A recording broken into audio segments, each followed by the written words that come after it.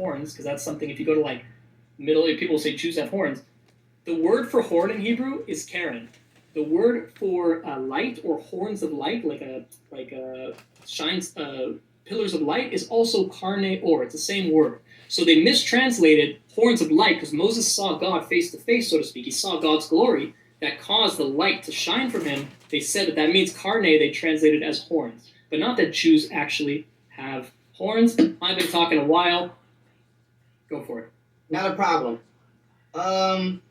Beautiful build. Here's my return. And since we're talking about horns, I'll just start there because I don't feel like writing it down. And I just want to show once again that the Bible is based off astrology and that Jews and other, religious figures do indeed believe Moses has horns.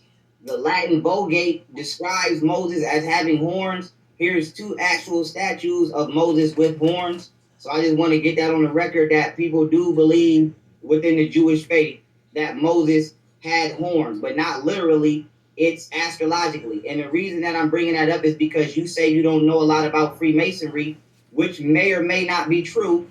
So what I'm going to do here is I want to show you something because I would ask you to educate yourself because Freemasonry is something you should learn about. As you look at this image here that I'm showing in an actual Freemasonic lodge, you see 3 books on the table.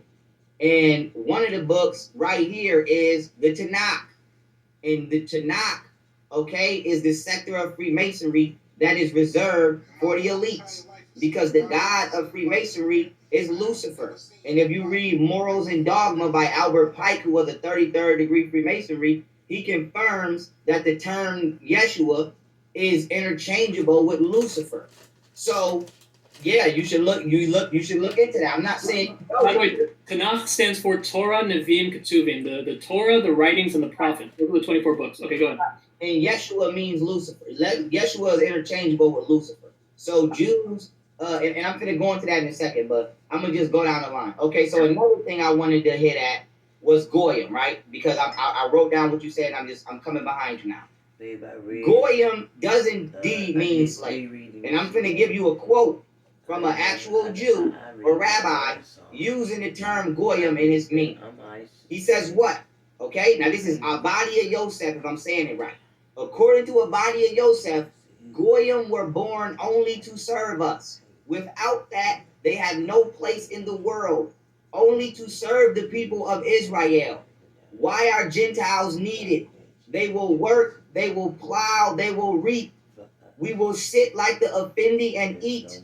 That is why Gentiles were created. So I just want to not only confirm that the word Goyim does mean slave, I wanted to show a Jew actually using it in the context of what it means. Now continuing on, right?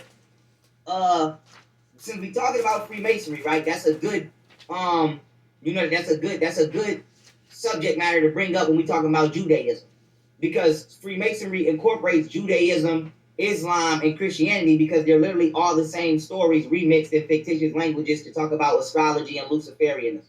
Now, why is this important? According to monotheism, synagogue is the home of Satan. Okay, the 6-point star, the Hebrew star, the star of Moloch, Ramphram, that is the star of Satan. It's all throughout monotheistic teaching. Now, why is that important? The only people who worship their God in a synagogue is the Jewish community. Now, when I say that the Jews worship this entity, it's not for slanderous purposes. Here's an actual image of Jews in a synagogue worshiping Baphomet. This is not Photoshop. So you should learn about Freemasonry. That is Photoshop. And the reason, okay, you go better in a sec. The reason I'm bringing this up is because you may not engage in certain practices, but your people do. So when we talking about sacrifice and pedophilia, okay, because we brought that up. So let me just go to some verses, okay? Let's go to some verses, some pedophile verses. But first, what I want to do is I want to show actual newspapers of children that they were finding sacrificed in cellars of synagogues. Okay, because I don't say nothing about nobody I can't back up. Now, this is a little boy that they found murdered and sacrificed, okay, by the Jewish community, okay? Here's another newspaper.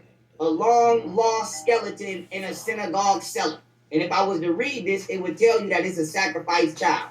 Okay? And if you research blood label, okay, blood label is of antiquity and a lot still today, sacrificing children for rituals. As we see Donald Trump today draining the swamp. And if anybody thinks this fake, go look up Little Saint Hugh. This is his actual coffin. This is not Photoshop. Little Saint Hugh was a Christian boy who was sacrificed by Jews in 1255. Go look it up. So you should get into Freemasonry and its connection to Judaism. But as I go down my list, right, and I continue to come behind some of your talking points, right? You said, basically climate and environment determines the color of skin. And this is where I have to go all the way in because genetics is one of my primary areas. Now, when we're talking about genetics, right, and what you did during your term, or what you did not do during your term, and I'll offer you another chance to do it again on your next chance. You did not prove genetic or historic lineage outside of the Bible, outside of the Torah or religious talking points. So I'm going to need you before this, and if you're not able to do it, you can say that, that's fine. But what I would like you to do before this conversation or discussion is over is to prove genetically and historically where you come from without using religion and without using the evolution theory, okay? And the reason I'm bringing that up is because if you study genetics, you'll know that black people, we have the same exact chemical composition as a plant. The only difference between plants is we have we have iron in our blood and plants have magnesium. If you were to switch magnesium with iron, we would turn green and plants would turn black. Now, why is this important? A rose in the summer and a rose in the winter is still red. You have Eskimos right now in colder climates that are still black. We don't go to colder climates and turn white, okay? Now, the reason I'm bringing that up is this has also been confirmed by a biology professor named John Biggerstaff.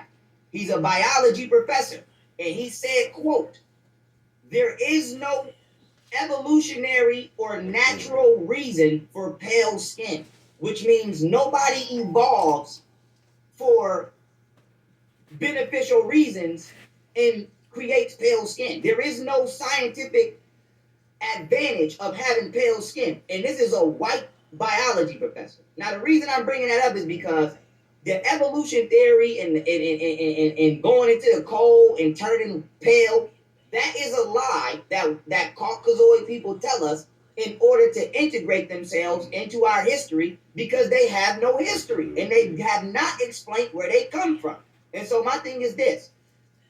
Even if we did turn color during colder climate environments, why are we not all right now chameleons? Why is everybody in America not black during the summer, light skinned during the fall, white during the winter, and then back light skinned during the spring? So you don't see a chameleon effect with humanity because it has not happened and it will never happen. Point number 2, which I don't want to fly over people's head. If you are not black, you are not a full human being according to science. You have Neanderthal DNA. So here's the thing. If I go right now and live in Alaska, even if I did turn light skinned, I would not lose 7% of my DNA. So what the evolution theory and what you presented is failing to establish is this. Even if we did go to a colder climate and turn a lighter shade of pigmentation, why is your DNA inclined and encompassed of animal species that you cannot sexually reproduce with? So that has not been explained by any Caucasoid on the planet. Now, keeping it moving, okay? Keeping it moving. Where I'm at now. Okay, boom. I'm here. Etymological roots, right? I want to bring this up because I don't want you to think I'm making up words because they sound alike. I want you to actually see, the terminologies and the definitions of what I'm talking about. So I know you were saying the word Nazi and Nazi socialism doesn't make sense, which, if you don't do etymology, it wouldn't make sense. But I have an etymology book over here in my house, but I chose to pull this up on the internet. And if you look right now at what I'm showing you on the screen, you can see the etymological roots for the word Nazi right here clearly says national zealous, which is national socialist. Okay. Also, the word Ashka means beloved. So we deal with the English language, and specifically there are prefixes and suffixes.